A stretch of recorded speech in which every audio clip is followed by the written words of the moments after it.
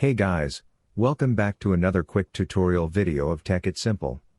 In this video, I am going to show you how you can unsubscribe from emails in Outlook.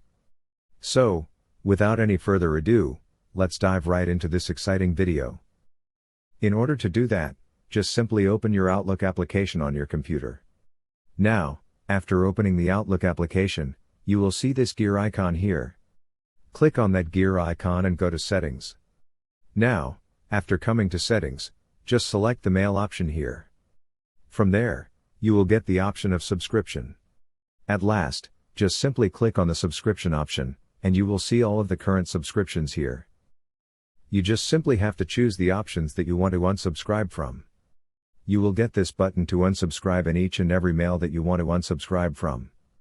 Just simply click on that button, and after clicking there, it will ask for confirmation. You just simply have to click on this OK button in order to unsubscribe. By following these very easy steps, you can easily unsubscribe from mails in your Outlook. I hope this video was helpful for you.